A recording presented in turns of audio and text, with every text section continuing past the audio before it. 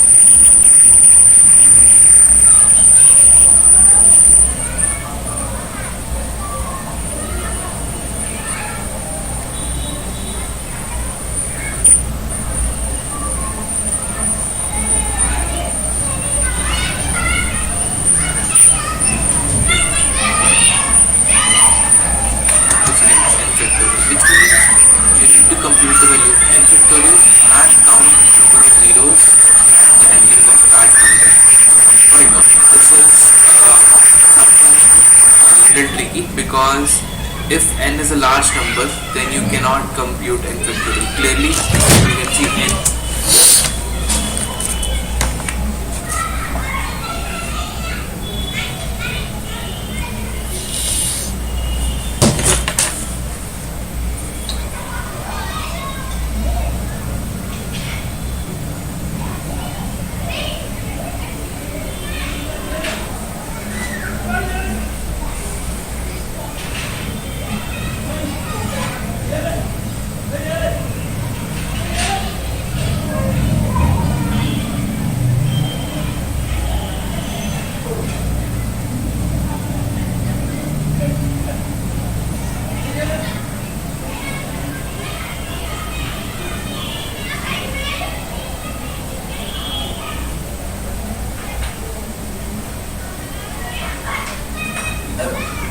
I can remember next 200 pages, just 7 questions along with the ratio. Why there is one ratio? The application output reference from the most important just what it does. Output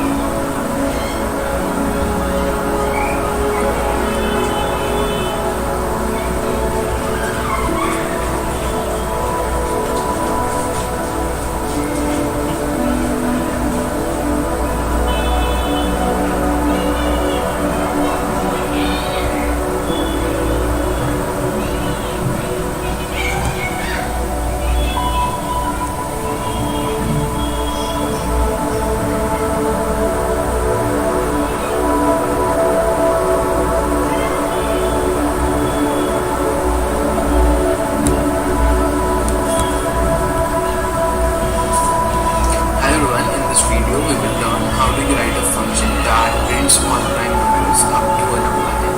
So in the programming fundamentals section, we have seen how do you check if a number is prime or not.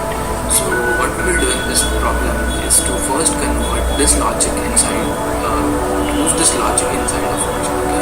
So given a number, we want to check if that number is prime or not. This is what we want to do.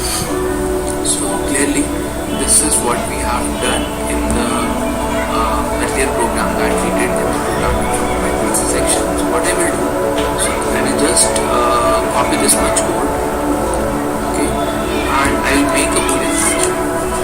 That boolean means you want to return true or false. accept the number n. So this number will come from the main. Okay, and I am doing int I. Okay, so for I equals to 2, I let the equals to n minus 1 I plus if n is divisible by I can say this number is not prime. So instead of outputting something here, I will just say at this moment, instead of breaking the loop, I can say return false. So this false will terminate this function at this point, and your loop will also terminate. Okay, so you do not need the break statement, and this return statement will make the control flow back to the main. Okay, and if you come out of this loop, so clearly there is no need to put a separate if condition, because if you come out of this loop, this return statement has not executed. Okay, this return statement did not actually execute, so you are actually out of the loop. So in this case, you will simply say, okay, I want to return true because I am out of the loop. So I am out of the loop only if the number is prime. So I can say return true. So this is what we can do, and you can say now we have converted the prime check logic inside a function. Okay, so this function accepts a number, and this function is going to return true or false if this number is prime or not. So this true and false will go back to the okay. So this is the function called prime. So let us try to execute our code and see if we are able to do something about it. Okay, so let's say we have taken input the number n, and here I can check if the number is prime. So this function returns true. So if n is prime, so this condition becomes true, so we enter the if block, and you can see out n is prime. Otherwise you can say else this is not prime, and I put a handle here and I put a handle here. Okay, so let me execute this now.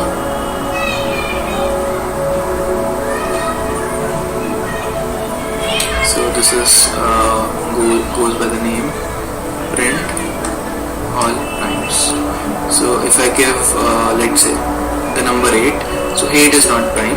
If I give the number 11, so it says 11 is prime. So it means our logic is correct. So what we will do next is we will write one more function whose task is to print all primes up to the number n. Okay, so in this case we will write a function to print all prime numbers up to n. So what we can do is the return type will be void, because this number is not going to return, it's just going to print. So void print primes, and we get some capital N. Okay, so that is the range. Then I can say for int I equals to 1, I less than equal, or I equals to 2, I less than equals to n, I plus plus, I can check if this particular number is prime, then I will print it. So I can check if is prime I. So if the ith number is prime, I will just print it. Otherwise I will just continue, or I just go to the next number. Okay, so this is what I do in this function. So in the main, instead of calling this, I will now call the function print primes, and I will give it the value of n. Okay, so remember this variable and this particular variable can have either the same name or they can have a different names, because when you're calling this function, this variable is created separately, and this actually accepts the value which is being sent through the function from where it is called. Okay, so print primes. Okay, so let us first test our code, and let me give n equals to 100. So you can see we are getting all prime numbers in the range 1 to 100. Okay, so these are the all prime numbers. Okay, and one more thing is, let us see how the flow of code now looks like. So you have a function main. Okay, so you have a function main that is making a call to a function called print primes, and in print primes you are running a loop. Okay, you are running a loop from 2, 3, 4, 5 so on. So every time you are going to a value, you are making another function call. So for 2 you make a function call is prime, and this gets the value 2. and this function tells this it's true or false. Next time you again make a call and this number is 3, so it returns true or false. Again you make a call, you give a number 4 and it returns false, and you keep on doing this for everything. Okay, so in this case main is not calling this function. Instead you call the function print primes, which indeed calls a helper function called isPrime, and this is how we are making function calls. Okay, so I hope this logic is clear and you will be able to solve more problems using functions.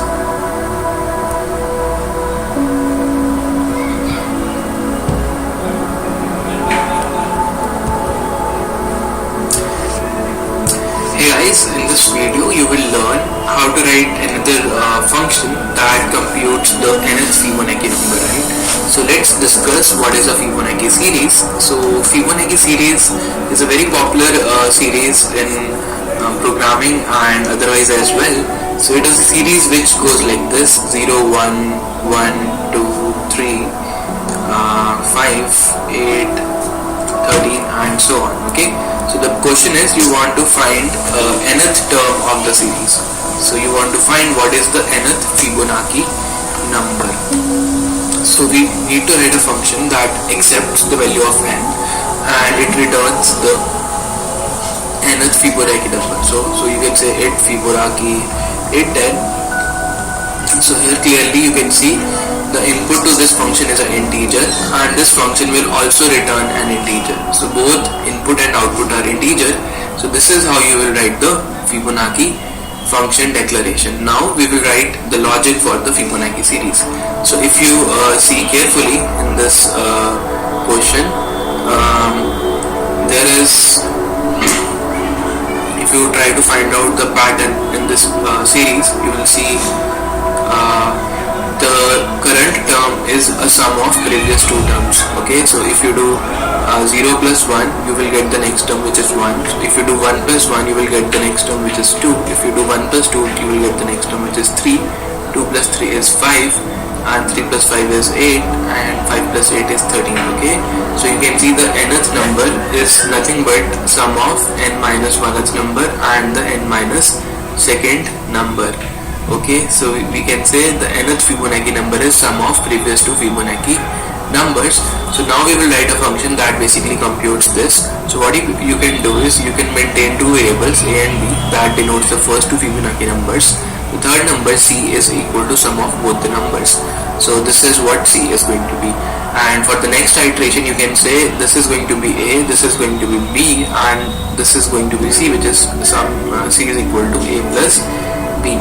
So a is this, b is this. So how do you update a and b? You can clearly see your next a, that is a dash, is equal to previous b. So a dash or a becomes equal to the previous value of b, and what is the new value of b? That is equal to the previous value of c. So b becomes equal to c. That basically moves both of these terms to the next number. Okay, and you can again compute the c, and this we have to actually do n times, something like that. Okay, so the first two numbers are already given, so they are 0 and 1, and you can use a loop n minus 2 times to reach the nth Fibonacci number. So let us quickly write the code and find the nth Fibonacci number. So you can say it is 0, b is 1, and you can say okay, I want to compute the nth term, so I'll already have two terms with me, so I can run a loop n minus 2 times. So for I equal to 1, I less than equals to n minus 2, I plus plus, I can say okay, I will compute c, which is equal to a plus b, and a will become equal to b and b will become equal to c for the next iteration.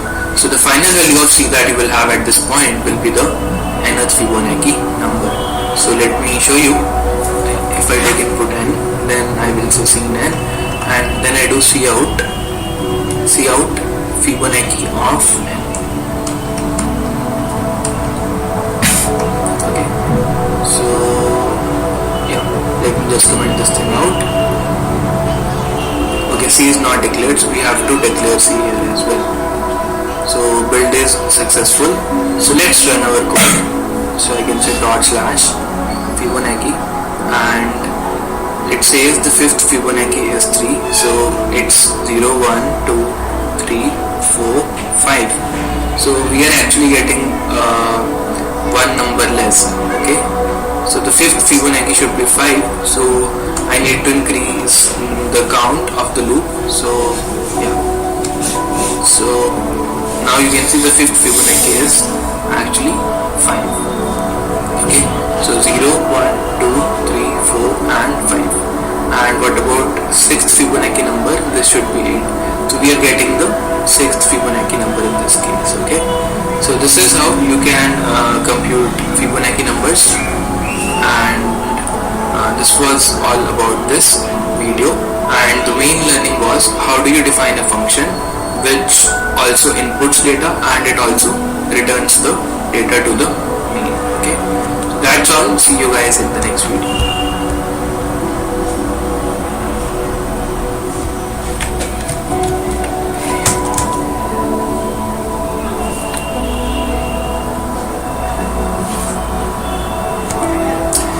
In this Fibonacci number, this should be this was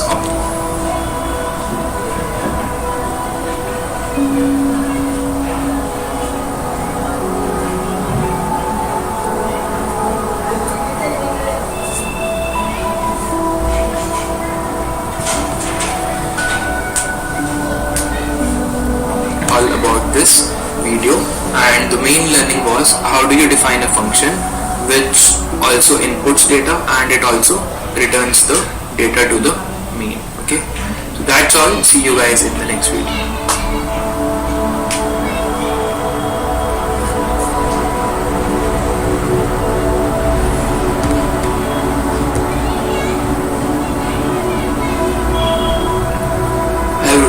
In this lecture we will write one function that prints a following pattern. Okay, so you will be given a value of n, that is the number of rows, and we will print a pattern of characters like this. Okay, so let's begin by writing a function.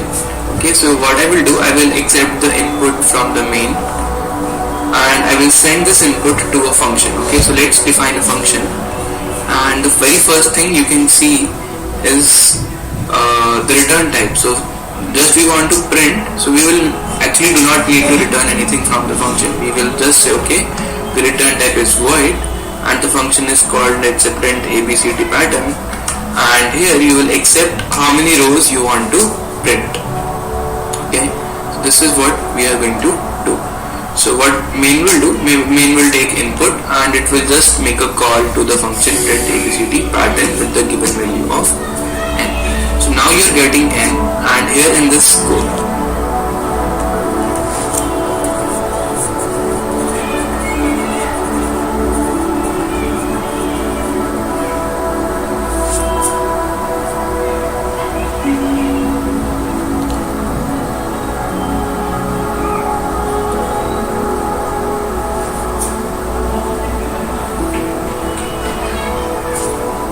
function, you have to write the logic that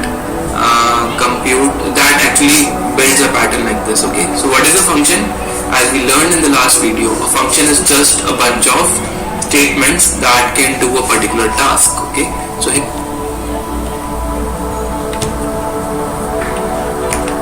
value of n.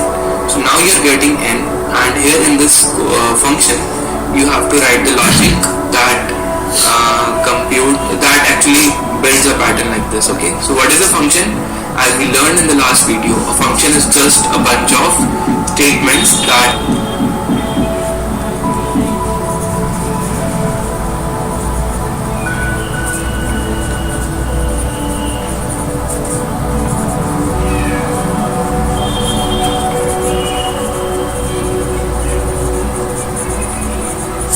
can do a particular task.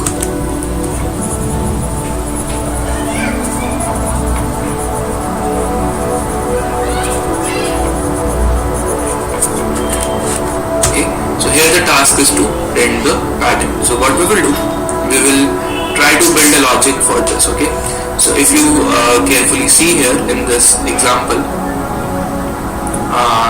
you have to print actually 5 rows. Okay, so we will need a loop to print 5 number of rows. So I can say int I equals to 1, I less than equals to 5, or I less than equals to n, I plus plus, okay. And then in each row you have to actually print n minus I characters, okay, n minus I plus 1, or what you can do, yeah. So in the first row, if n is 5,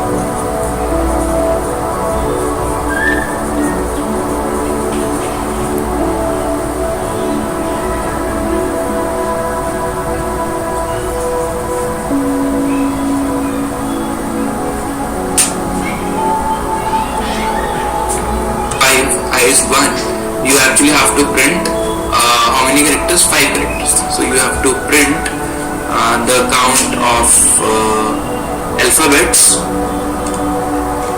is n minus I plus 1 in each row, okay. So what you can do, you can put another loop, j equals to 1, j less than equals to count of alphabets, j plus plus, and in every row the starting alphabet is a, okay. So you can say char alphabet that you are printing is going to be a, and the next alphabet is going to be b. So what you can do, you can just print the current alphabet, that is a, and very next time you can increment the alphabet to b. So you can say alphabet equal to alphabet plus 1. So now you might ask what will be the value of alphabet, okay. So as you can see, alphabet is actually having a data type char, so incrementing that will actually be an integer, but once you put this back into a char, it will be a character, okay. So this next alphabet will be b, so you will get a, b, c, d, e, and this loop runs for 5 times for the first row because count is 5. Next time it runs for 4 times, 3 times, 2 times, and so on, okay. So let me just comment this thing out and let me come back here, okay.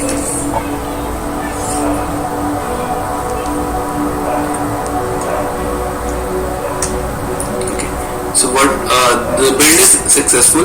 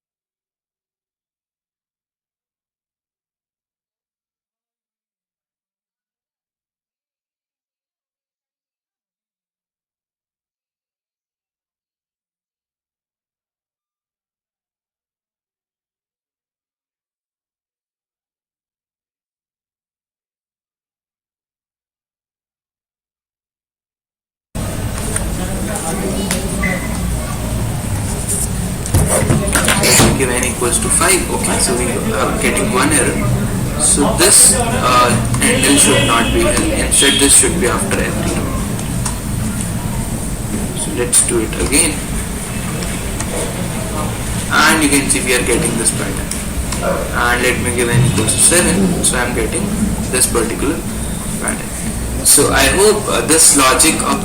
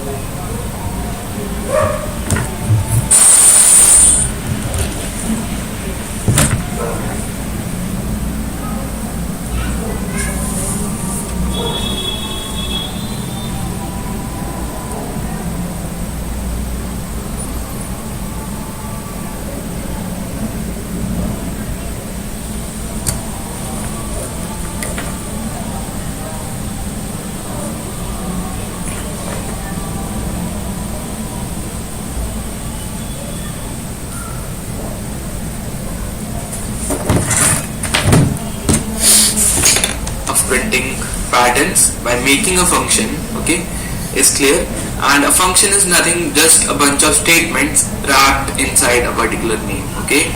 And another thing is a function call. So when do you call a function? Okay, you cannot call this function at line number 28 because you don't know the value of n. So this call should be after you have taken input the value of n.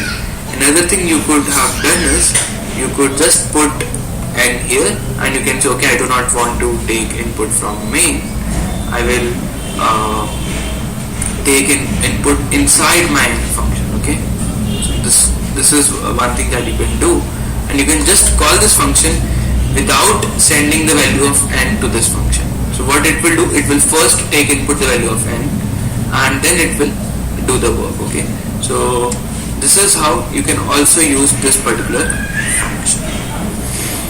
So it's a general practice. The input output thing you generally do in main, and the logic of that part you write inside a function, okay. So this is another way to call a function, and the return type will be void because there is no. Hi everyone, from this module we will start talking about functions, okay. So far in the course we have been writing all of the code inside a single function that's called main, okay. So everything that we were writing till now was going inside this block and you were writing your logic in this part, okay. So this main is also a function, okay. So this is also a function. So whenever you're doing code, you can create more than one function, okay. So why do we need a function? So a function allows you to break your code into smaller modules, okay. So you want to break your code into smaller modules, and once you break your code into smaller modules, you can reuse them, okay. Reuse them at various points in the code, okay. For example, if you have a small module that computes prime numbers, then every time you need to compute prime numbers, you can just use that module, okay. And it's like about better organization. So once you make your code is organized better, okay. And it also improves the reusability and also the readability of the code, okay. Readability of the code, okay.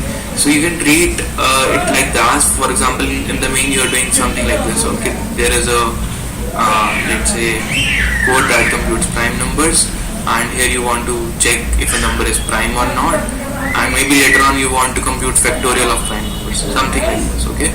So what you can do, depending upon the logic, you can club different statements under one name, okay. We can say this is my first function, this is my another function, this is my another function, okay. So a function will have a definite input and a definite output. So what I'm trying to say here is, suppose in the main you want to find prime numbers, okay. So what you will do, you will make a function, make a small module which will have a structure like main, but the only task of this function would be to check if a given number is prime or not. So this function will take input a number prime, and maybe it will return yes or no whether this number is prime or not. And let's say if this is prime, and then you might want to compute the factorial of that number. So your code will your number will go to another function that will go to a function called factorial, and it will return the factorial of that number, okay.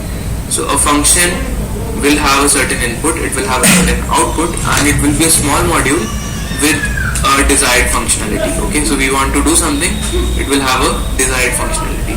And you can also say suppose you are reading a maths book, okay, and suppose the entire book is just having a single chapter, and this is what it is, okay.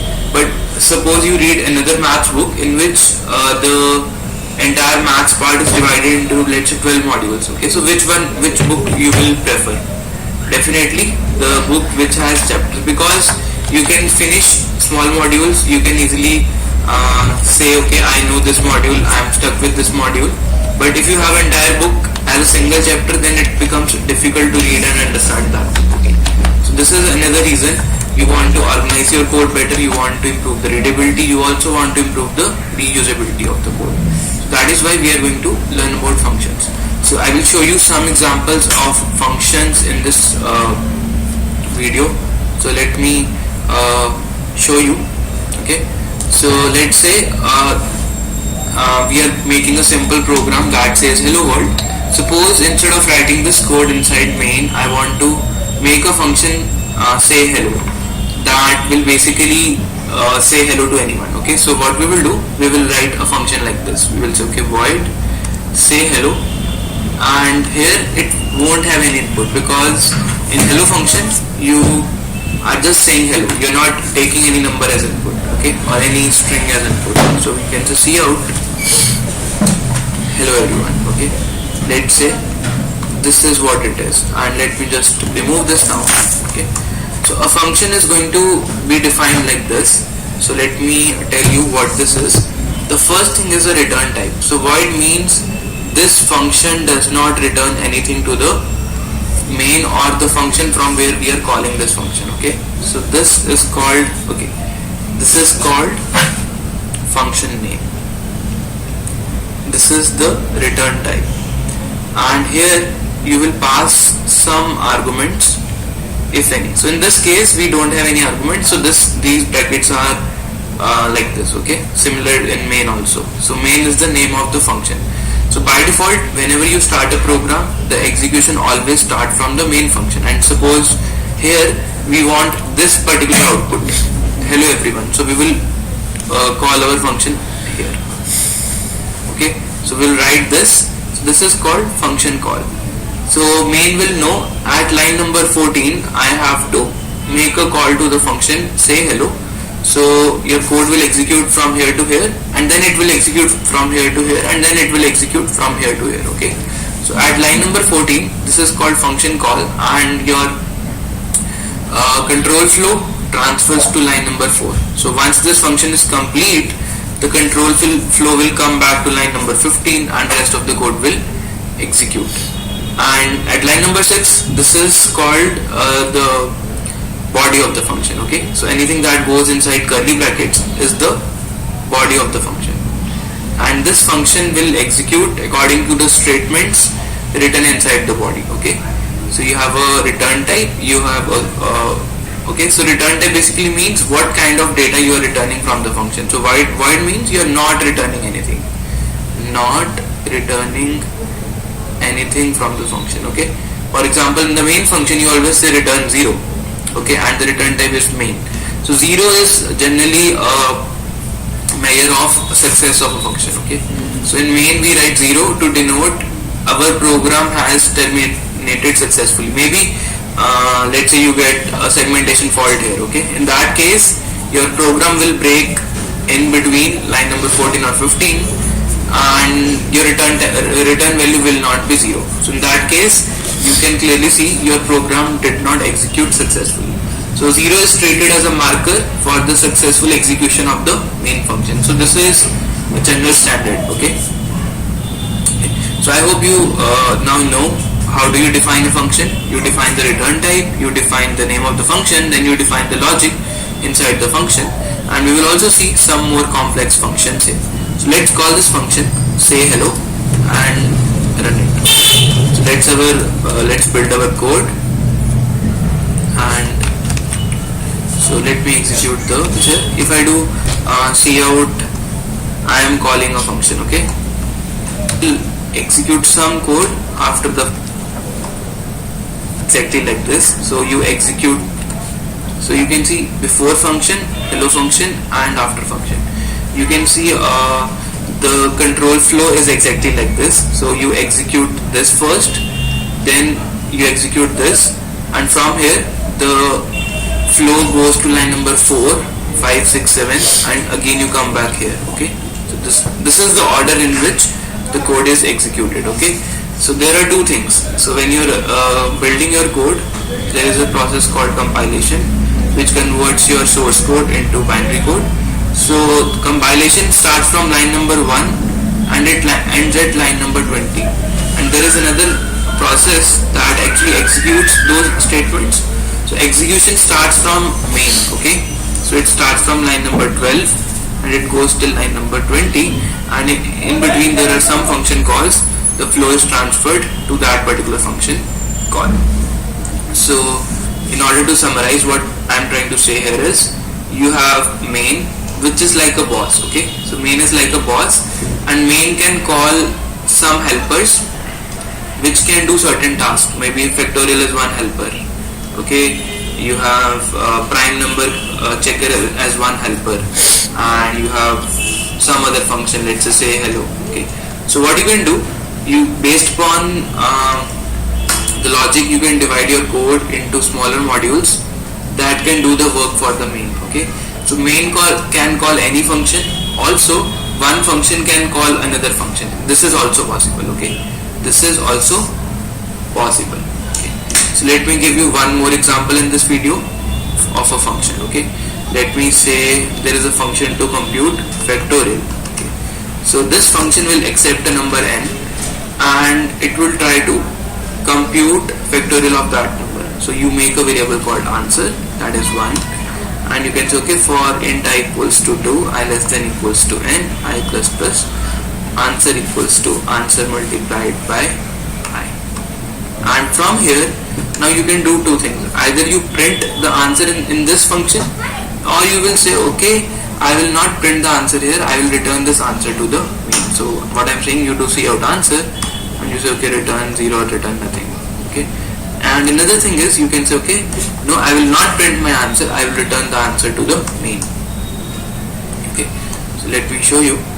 Now, although I have made the factorial function, I will not get the factorial anymore unless I call this function. Okay, so the second part we are going to do is, let's compute, let's take input a number n. We can say, okay, cout, enter a number, we say scene n, and then we can say, okay, cout factorial of n. Okay. So if you just do this thing now, factorial of n, so although this will compute the factorial of n, and you will get the answer as whatever is the n factorial, but you won't see the output on the screen. Okay, so here you will get the output. So this will actually call your factorial function, and you, let's say n is 5, you will get 120 here. You have a new but message. This 120 will not be displayed on the screen unless you do cout factorial of n. So in this case, what we are doing, in the main, we are taking input n from the user, we are sending this n to a function called factorial. This factorial function knows how to compute n factorial, so it returns the value of n factorial, and this main displays this on the screen as output. Okay, so cin goes inside the main, and cout output also comes from the main.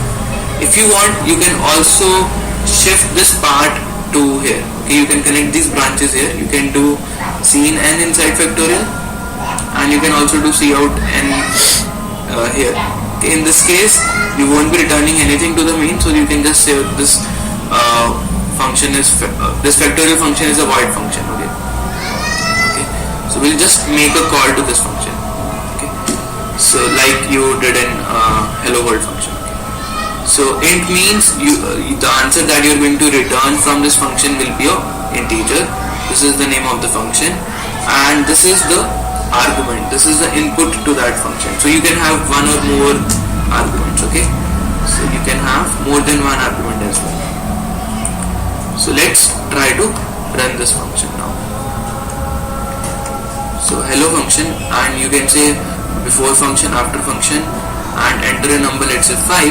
You can see the answer is 120. So this is how you ideally break your code into smaller modules. So in this video we learned how to write two small modules. One is your hello function and another is your factorial function. So we learned about function declaration.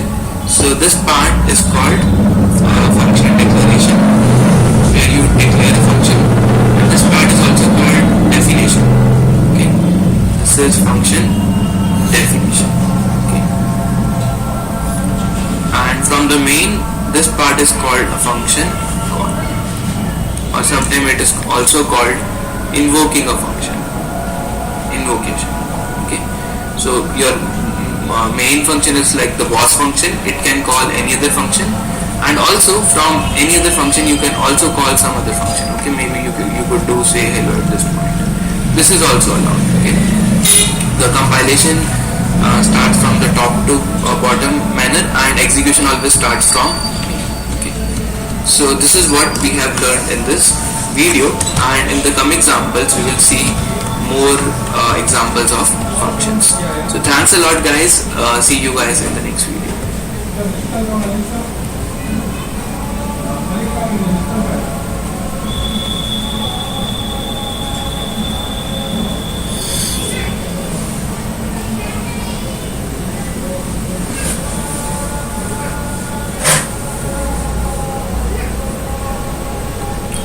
Hi everyone, in this section we will start talking about arrays in C++. So suppose you want to create some data, or you want to take input some data, and let's say those are 1000 numbers. Okay, and it is also needed you want to store 1000 numbers. Okay, so till now what we were doing, we were making variables to store the data. For example, you wanted to take in 3 inputs. Okay, so you could easily create 3 variables that could store 3 inputs. But suppose you want to store 1000 numbers and do some work with them, then what you will do? Okay, so this is where the concept of arrays comes into picture.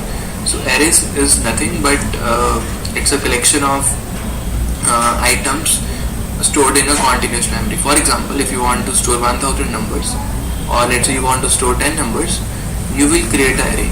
Okay, so array is nothing but it's a container that can hold multiple elements. Okay, so array is like a container that can hold multiple numbers. For example, 10, 12, 15, 20, 32, and so on. Okay, so one way is you make 10 variables, and then you have to remember name of all of the variables. Okay, so making 10 variables is something that you have to remember, and it's difficult to work with them. Okay, so it's difficult to work. So when you create an array, you only have a single variable name. For example, this is an array A, then you have a single variable to refer all of these numbers, and since you want to refer different numbers, so each bucket in the array has a particular index. So the starting index of the array is actually 0. Okay, so let me show you how the indexing is being done. So the starting index is 0, the next index is 1, next is 2, next is 3, next is 4, next is 5, 6, up to 9. So if you want to create an array of 10 size, it will have 10 indices, and these numbers will be numbered from 0 to 9. So now the question is, how do we allocate an array? How to create an array? Okay, so it's pretty simple. So what you need to do, you have to first define the data type.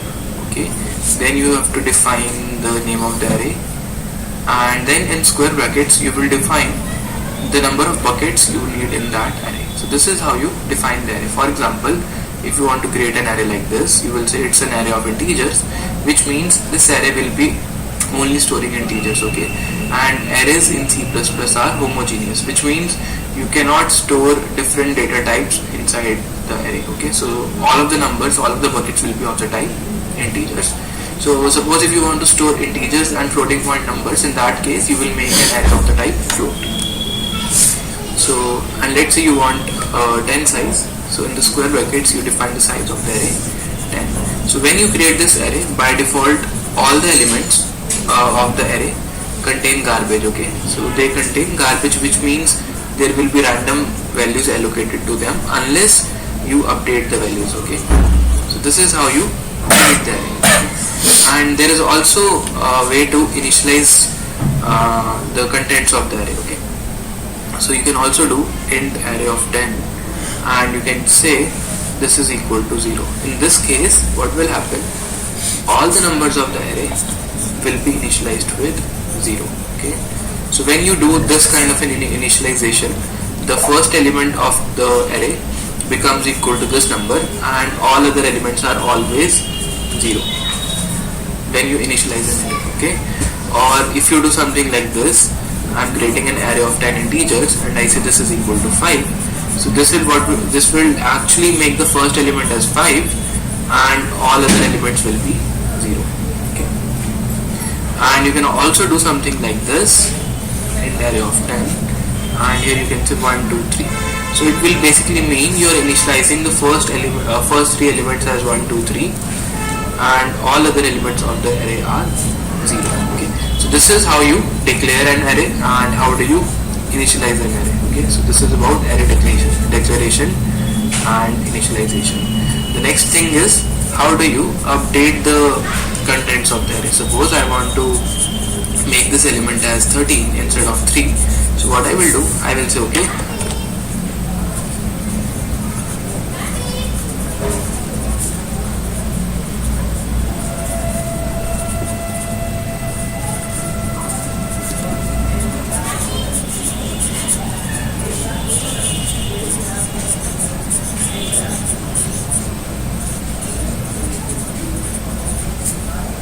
I will go to the second index of the array and I will update the values. Okay, so you will say okay, array of second, which means the second bucket in the array, that is actually the third bucket, because indexing always starts from 0. You have to assign it a new value, so this should become 13. So this value will be now 13.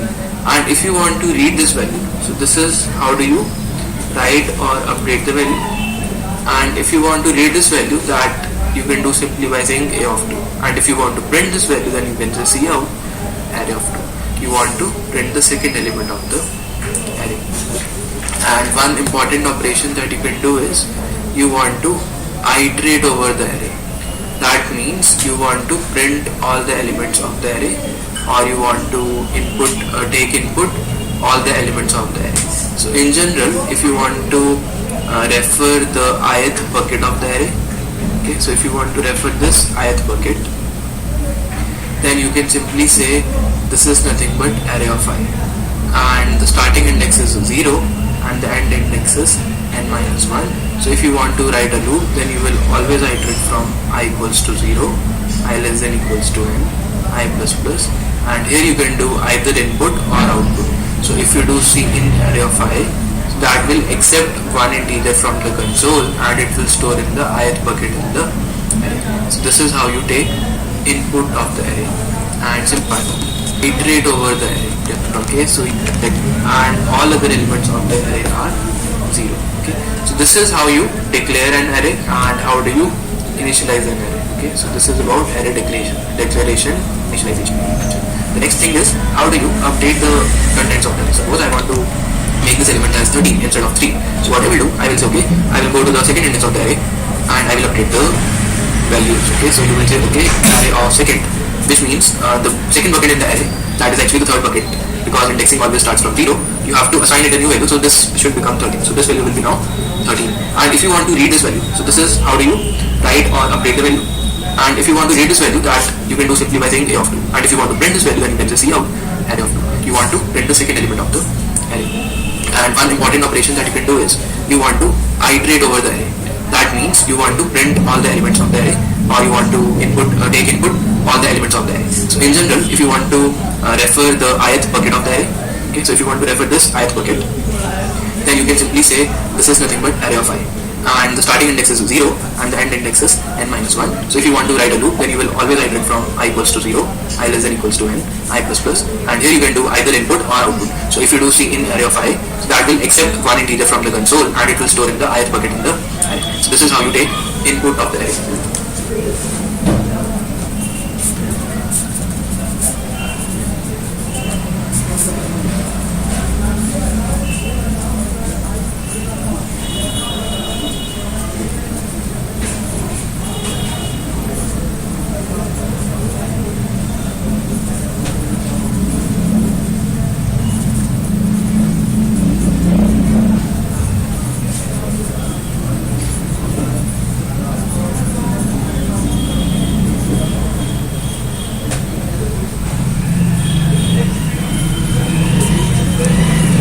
If you want to do outputs instead of C, you will be using cout array of. So this will take input n numbers and they will get stored in the array.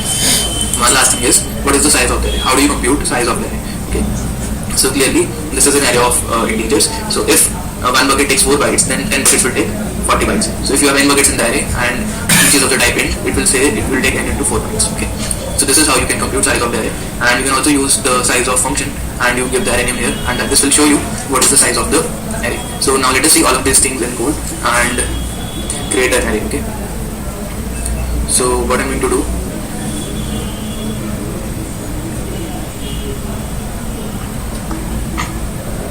I will say, okay, let's write in some boilerplate code.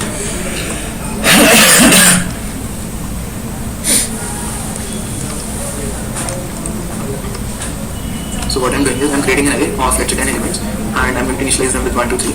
And if you want to print all the elements, so print all the first 10 elements, so I can just put a loop for int I equals to 0, I less than 10, I plus plus. I can just see out array of I followed by let's say comma and a semicolon here.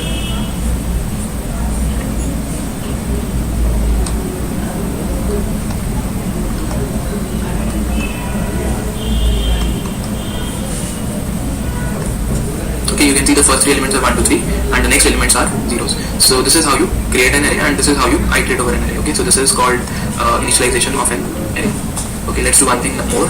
Let us input all the elements of the array from the user. So I can just for int I equals to 0, I less than 10, okay, I less than 10, I plus plus, and I can do C in array of I. So let's say, let me just take input the first 5 elements of the array. Okay, or let's say let me take input the first 5 elements of the array. So now this is waiting for the input. I can say, okay, the first 5 elements are 10, 11, 12, 13 and 15. So you can see the first 5 elements of the array are now updated, and the remaining elements are still 0 because we did the initialization. Suppose we do not do the initialization and we just take input the first 5 elements of the array. In such a case, the other elements can have garbage values. So you can see the other elements of the array have garbage values because they are not initialized with 0. So this is why sometimes initialization becomes important. So you must initialize your array if you're not taking input at all the values of the array. So by default it should be 0. Okay, so sometimes it might cause wrong answer if you have not handled the case value properly. So another thing is you can use size of operator. So if you want to find size of array, you can just see out size of array and you just do handle. So let me show you.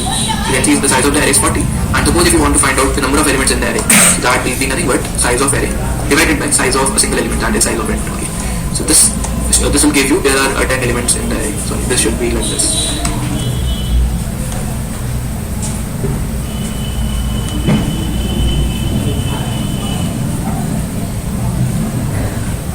See out. Okay.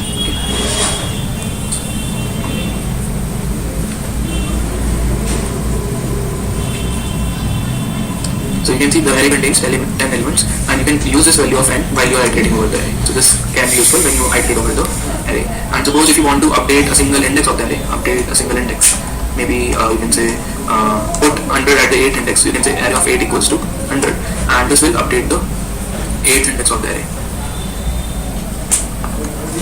So let me give 1, 2, 3, 4, 5, and you can see at the 8th index of the array, this value is going to be 100. Okay, so this is how you take input in array and how do you create an array.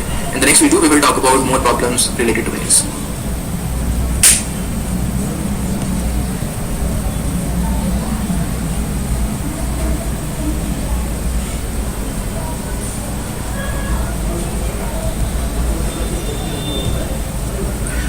In this video, we will learn about linear search. So linear search is an algorithm that helps us to find a particular element inside a array. So the question is very simple. You are given a list of numbers and you want to check if a number is present in that list or in that array, and if present, at what position it is present. For example, if the numbers are 12, 13, 10, 9, 5, 20, you want to search if 9 is present or not. So clearly you can see 9 is present at 3rd index. So you will be given an array and you will be given an element called key. You want to search for key in this array.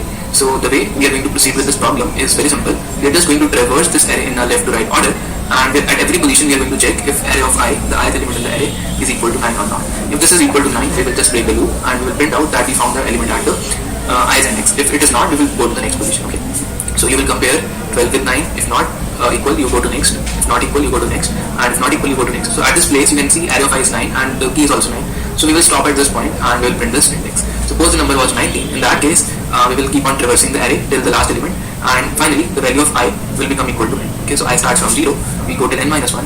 If we do not find the element till n minus 1 of the index, the value of I due to increment will become n, and we can check if the value of I is equal to n, we have to print the element is not present in the array. So let us see how we can implement it. So I have already created an array, and I have asked the user how many elements are there in the array. So first input I take is the number of elements in the array. Then I make an array of constant size. So the size will depend upon the constraints given in the problem. So I have assumed the maximum array size will be 1000. Then I take input only n elements of the array, although array contains 1000 elements. Then I ask the user what is the element you want to search. So user enters that element, and after that we have to write a linear search algorithm that actually searches for the element in that particular array. So what I will do, for int I equals to 0, I will traverse till n minus 1 I plus plus, and if I see the current element, that is array of I, is equal to the element I am searching for key, it means I have found the key at a given index. So I can say key found at the ith index. Okay, and I can break the loop. I do not need to search in the next positions, okay, unless you want to find out all the occurrences of that particular element. And here you can check if I equals to n, that means after the loop is over, if the value of I has reached n.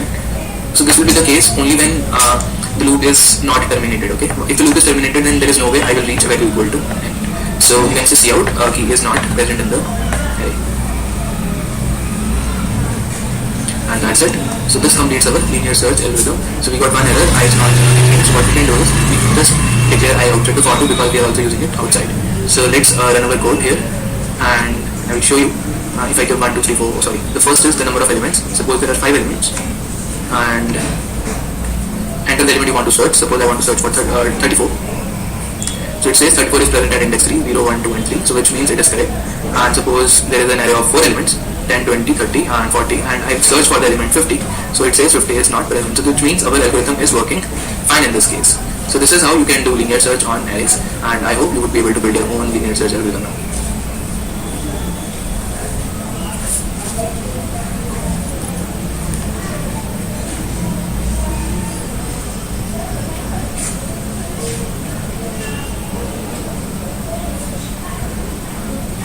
In this video we will solve one more problem, that is, given an array you want to find the largest and the smallest number in that particular array. So the question is relatively very simple, and you must have solved this problem earlier as well, but there are a few new things that I would like to teach you in this video. So let us quickly start with the concept how do you find the largest number in the array. So suppose you are given an array like this, and the elements are 10, 20, 15, 12 and let's say 8, and you want to see what is the largest number possible in this array.